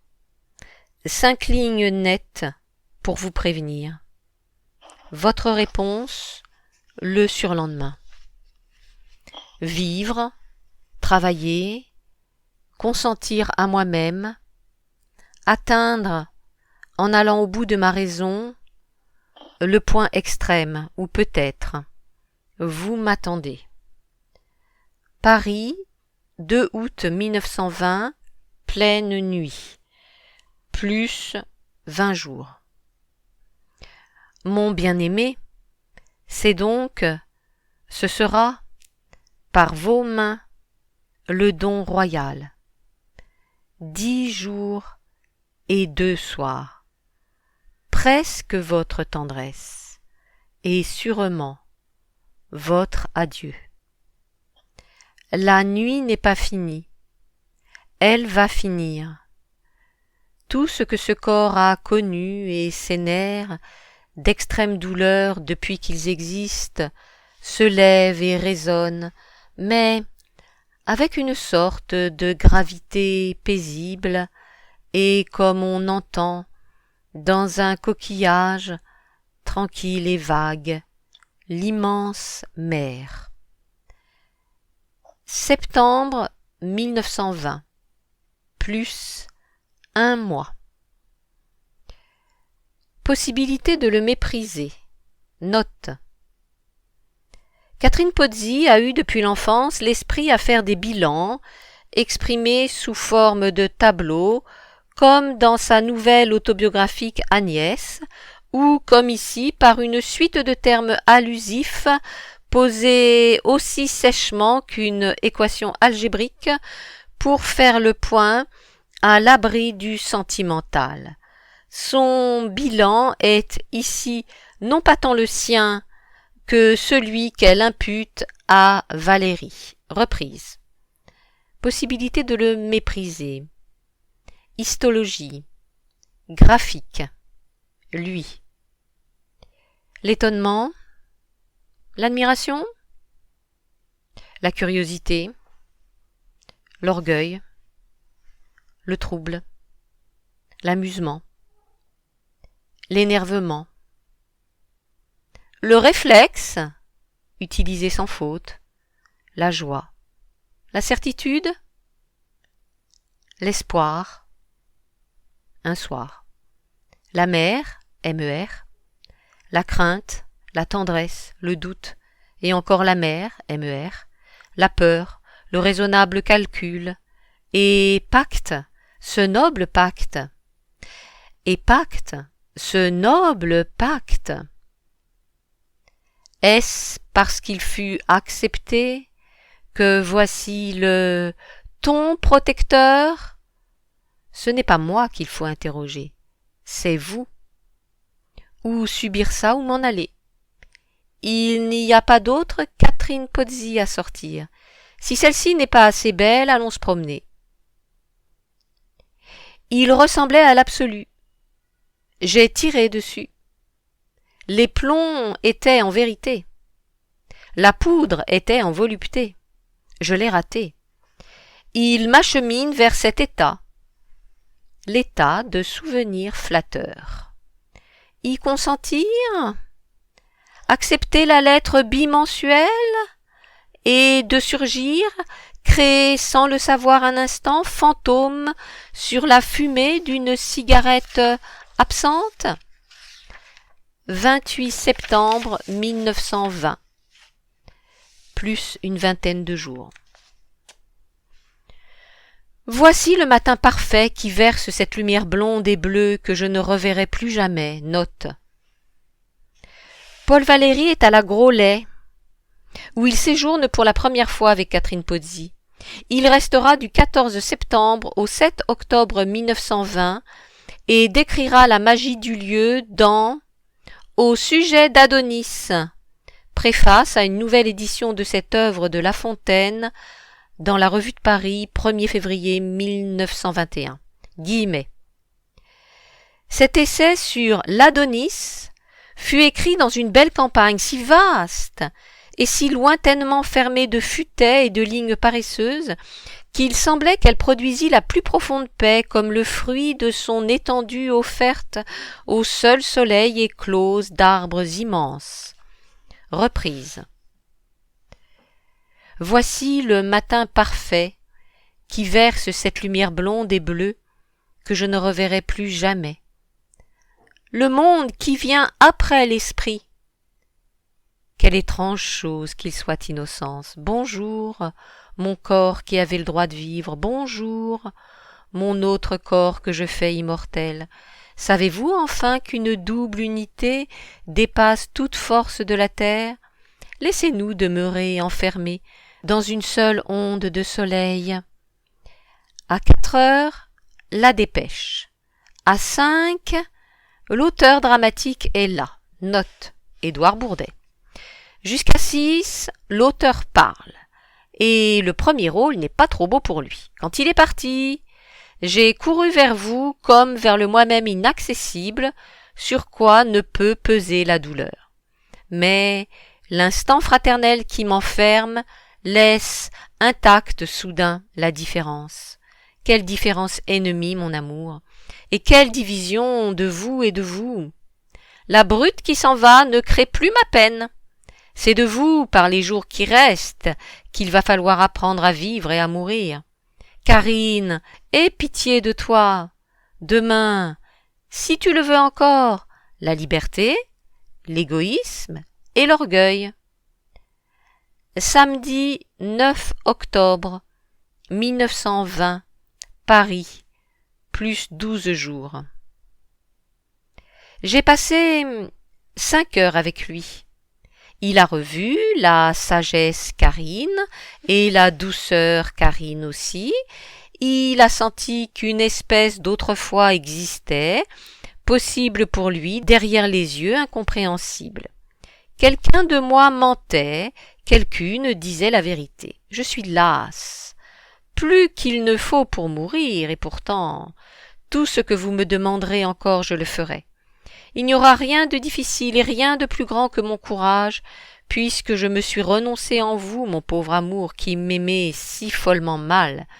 Car ce n'est pas la fièvre, ni la folie que je vous demandais, ma claire conscience, ni ce mal de mon corps qui est si simplement à vous, qui est à vous pour achever en tendresse absolue toutes les pensées qui vous laisseraient trop seul. Je veux la certitude, non pas l'angoisse.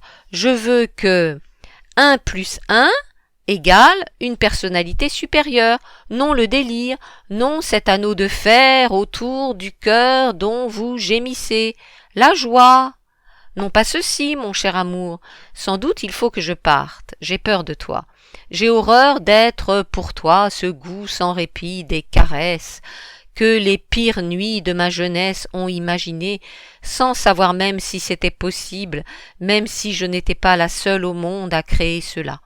Il a fallu si longtemps pour me guérir d'être une amoureuse, et tant d'hommes refusés, et la stupide violence du seul auquel j'ai consenti. Mardi 19 octobre 1920. Plus 10 jours. Vous m'avez écrit tous les jours sauf un. Note: Catherine Pozzi est revenue poursuivre ses études et passer l'hiver à Montpellier. Et puis, vous n'avez écrit ni avant-hier ni hier. Vous êtes capable de n'avoir pas écrit aujourd'hui. Aucun moyen de savoir rien de vous. Lettre de l'auteur dramatique.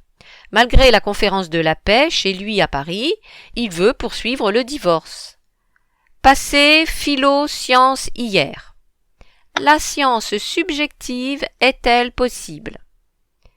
D'évider une réponse avec ce poids d'un double destin trop terrible. Je suppose que je serai reçu, qu'importe maintenant. Le beau jardin d'avenir, le voici fait. Si je ne vous connaissais pas, je préparerais la licence. Piaffant, heureux, simple, jeune et brave, avec d'autres esprits. Vous êtes sans doute mon plus grand courage, le moment d'héroïsme que chaque vie n'a pas. Car une conscience exposait.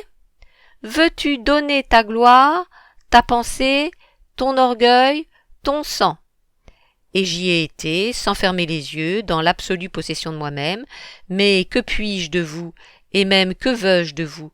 J'ai construit par vous ma vie entière. Vous pouvez vous en aller. 27 octobre 1920, plus 8 jours. Je vous laisse ces cahiers. Les premiers vous feront mal, celui-ci même.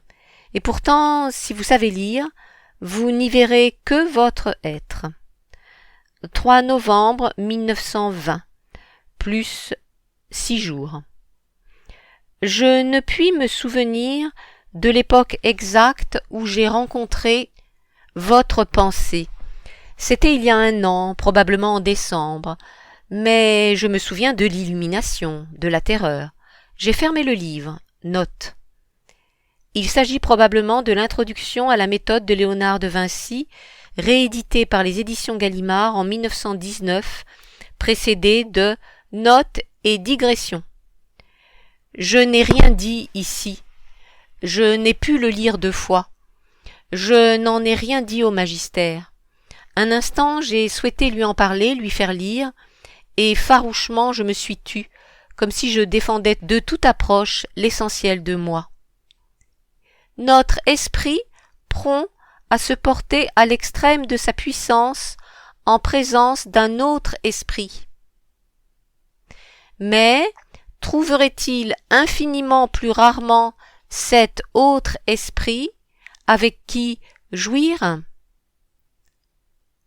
Dans le même instant, j'ai, comme l'accord qui n'est possible qu'une fois, vu mon double, su que j'existais humaine, distante et séparée. Moi divisé, pouvant être, si le hasard le voulait, moi absolu. Et puis j'ai regardé votre nom, votre vie, et j'ai dit non. Une autre fois on m'avait apporté votre écriture, ce don de la pitié qui distrait les amis. Note. Catherine Pozzi, qui avait étudié la graphologie dite scientifique, savait intuitivement se mettre dans l'écriture d'un personnage inconnu d'elle et deviner son caractère, son milieu social. Reprise. On m'avait apporté votre écriture, ce don de la pitié qui distrait les amis m'a servi à vous regarder. Le diamant sans prix, inaccessible, quasi hors le monde. Diamant? Nuage dans le soleil? Je n'ai plus jamais pensé à vous. Aujourd'hui, 11 novembre 1920, Montpellier. Plus 7 jours. Pourquoi écrire? Tu es sorti, tu es sorti de l'événement pur. Il ne t'arrivera plus rien. Psyché de peine, note. Surnom que Catherine Pozzi se donne depuis l'adolescence et que Paul Valéry utilisait également pour parler d'elle dans les pages de ses cahiers. Reprise. Il ne t'arrivera plus rien, psyché de peine. Tu n'as plus aucun rendez-vous à te donner dans les étoiles fixes. Tu y es. Qu'il y fait seul, ô mon cœur de raison, mon corps d'attention, mon petit centre électrique, mon instant simple, que tu y es seul, ô mon orgueil. Nous ne tresserons plus de belles couronnes de mots, Karine. Nous ne chanterons plus dans l'onde humaine des journées une petite histoire particulière. Nous ne mépriserons plus le populo, Karine. Nous compterons Madame Mulfeld pour quelque chose. Note. Valérie était peut-être l'un des plus fidèles habitués du salon de Madame Mulfeld, ce que Catherine Pozzi lui reprocha très rapidement et très vivement. C'est qu'elle tenait Madame Mulfeld, que divers témoignages nous décrivent plutôt comme une femme volontaire et intelligente, elle la tenait donc pour une insupportable mondaine et une sorcière florentine. Reprise. Nous compterons Madame Mulfeld pour quelque chose. Nous ne monterons pas le tank science, Karine, comme un mince capitaine. Nous ne calerons plus le rond amour des hommes comme un coussin dans notre dos. Tu vivras méprisable et brûlée, tu mourras frissonnante et conquise dans le soleil. Vers novembre 1920, de retour à Paris. Donc, vers la même période. Des autos passent. Une pendule fait son bruit maniaque. Le volet, trempé de pluie, claque au vent.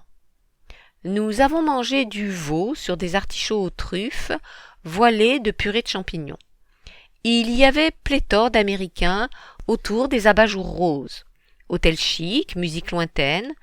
C'est à 4 heures que le bonheur a pris son parapluie, comme il pleuvait, pour regagner son devoir.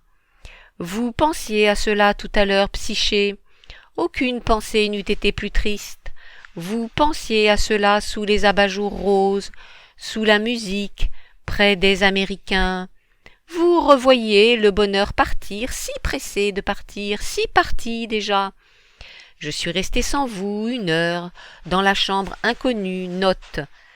Catherine Pozzi et Paul Valéry louaient à une certaine Madame Houdet une chambre. Reprise.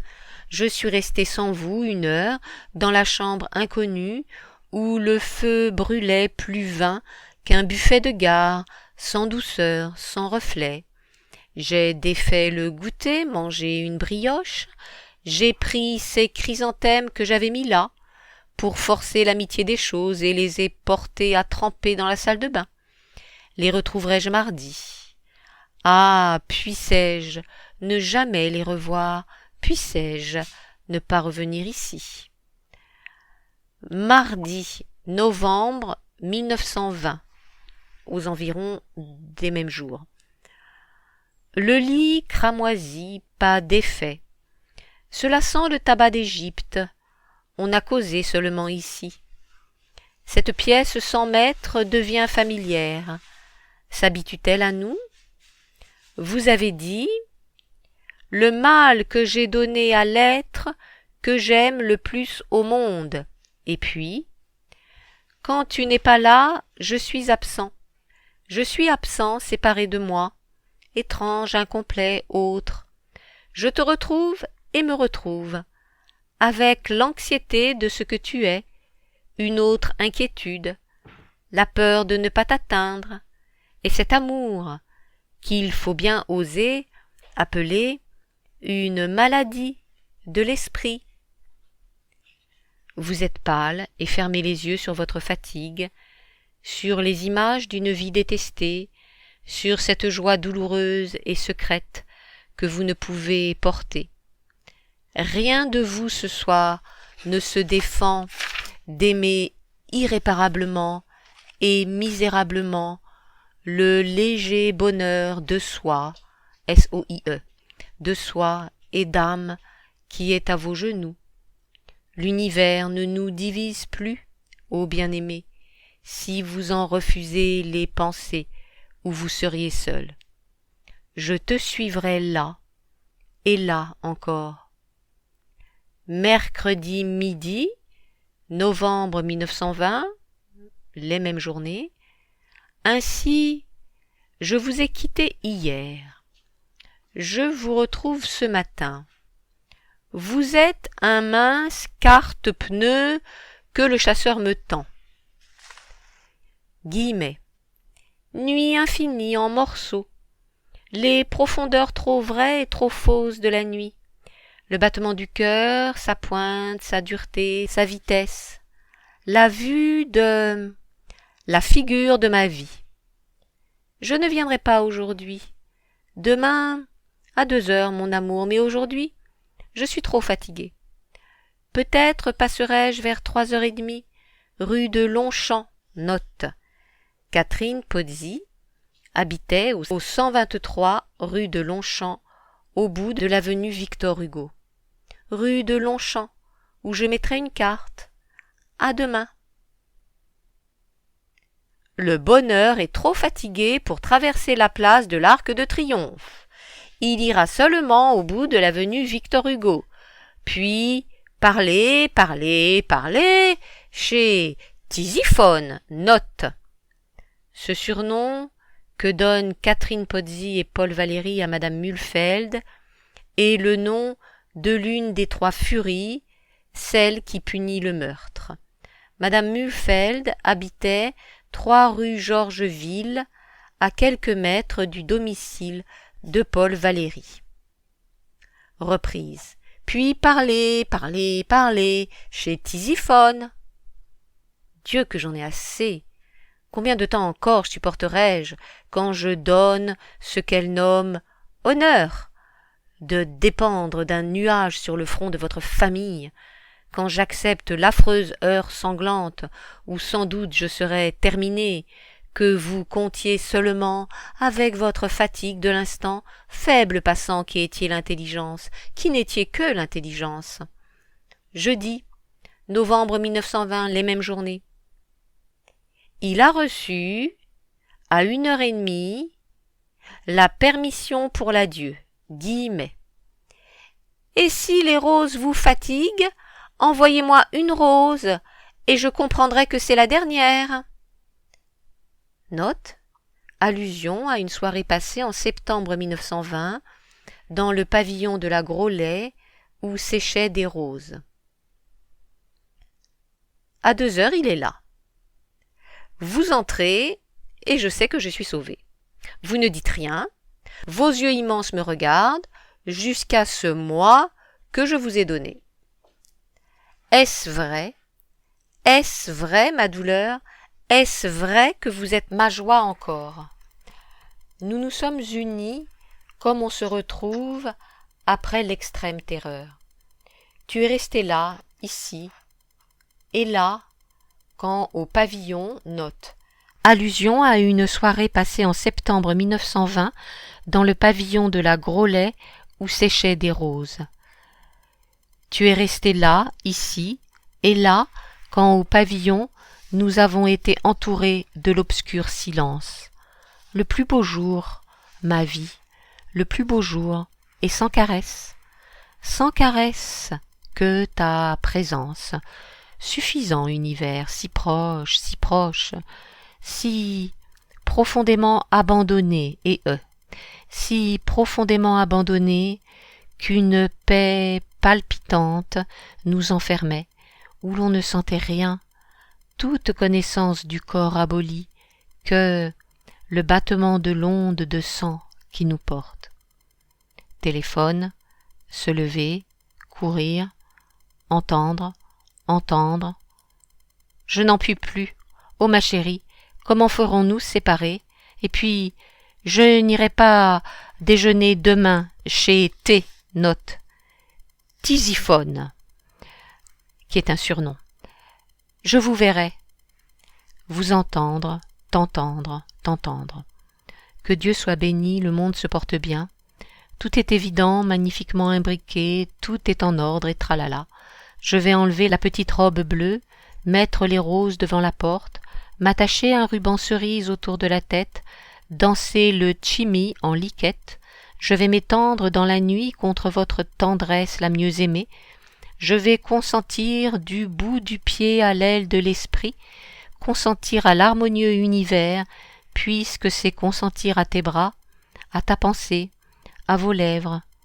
Je n'aurai plus mal, mon amour, pour un peu de temps.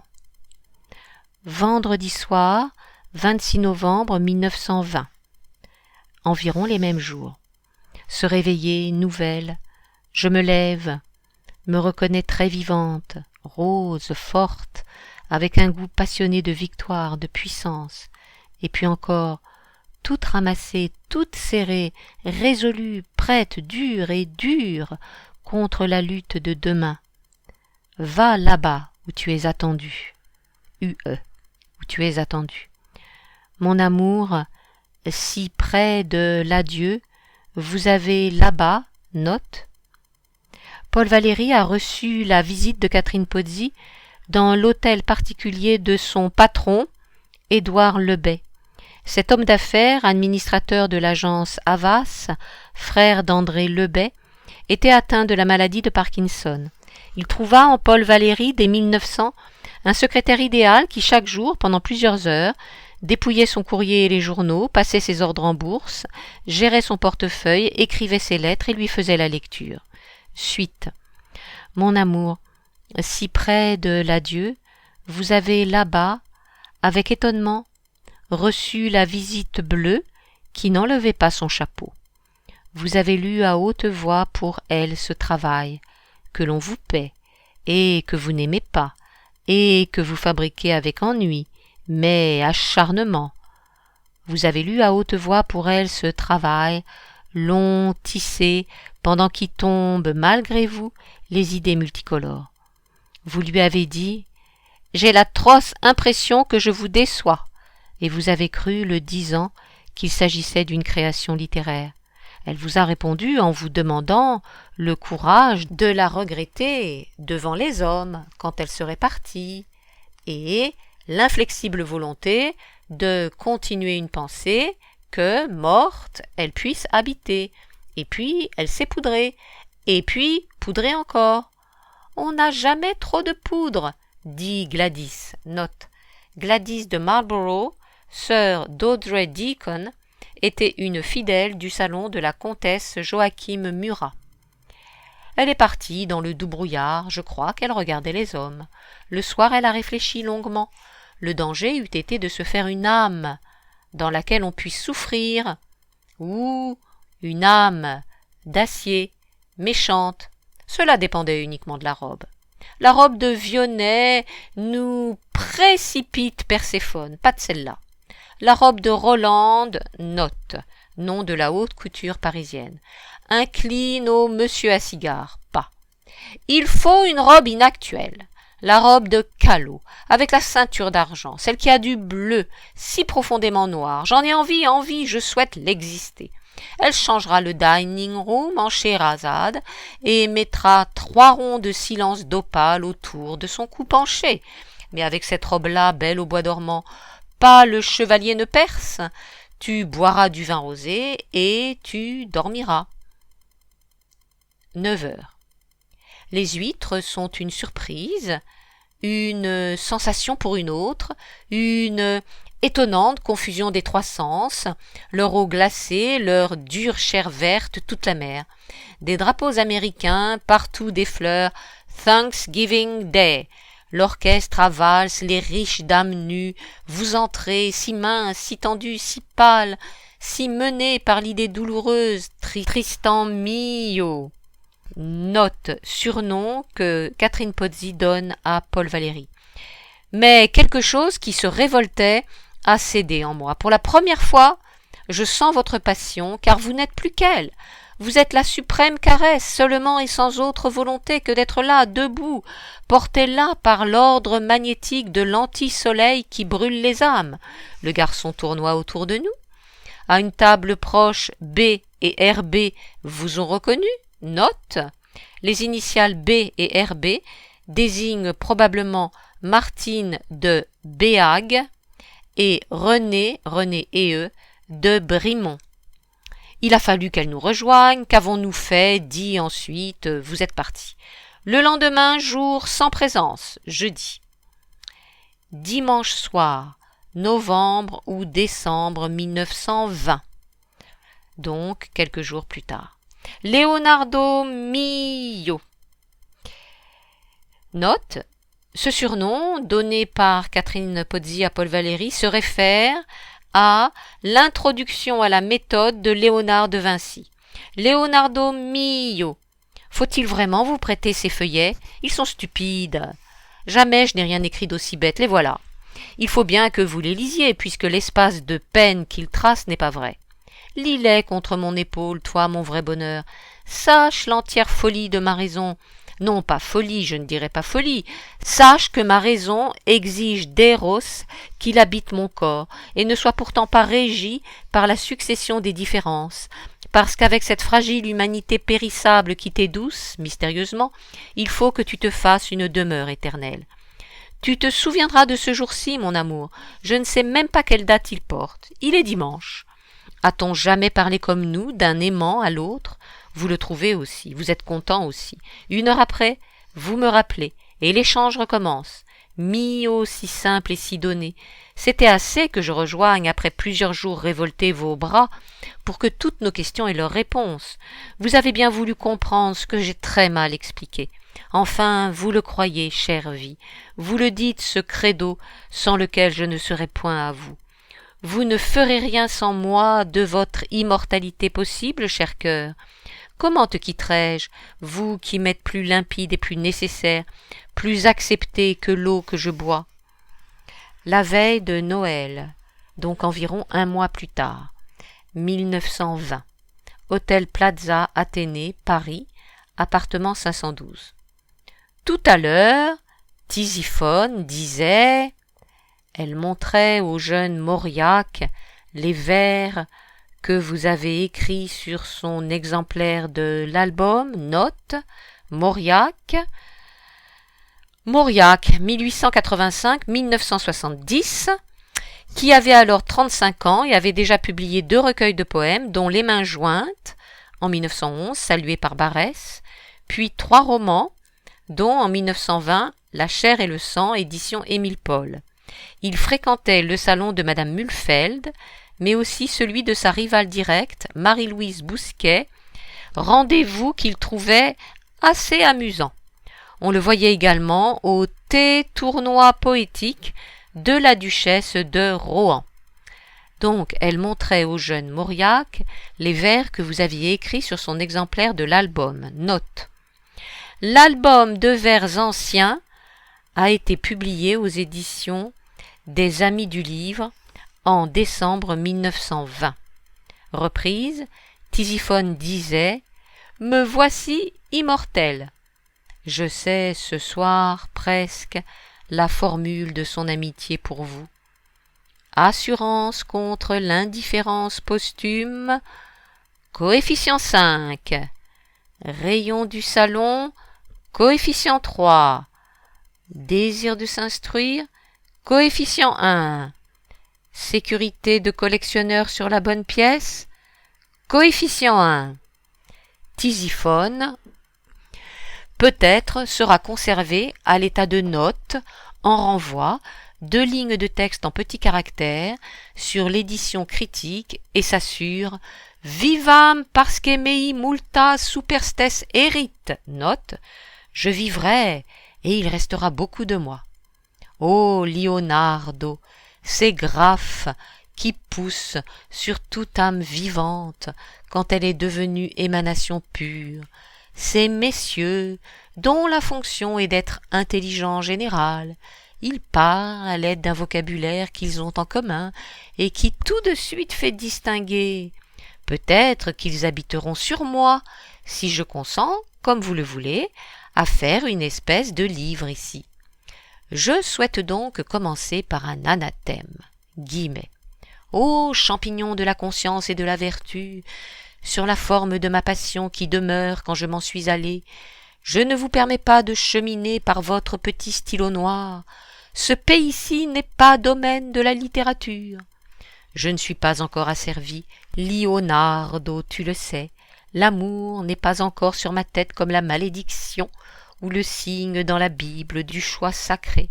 Je puis sortir hors le charme presque comme je veux, et je connais pour faire cela à quelle pensée me suspendre.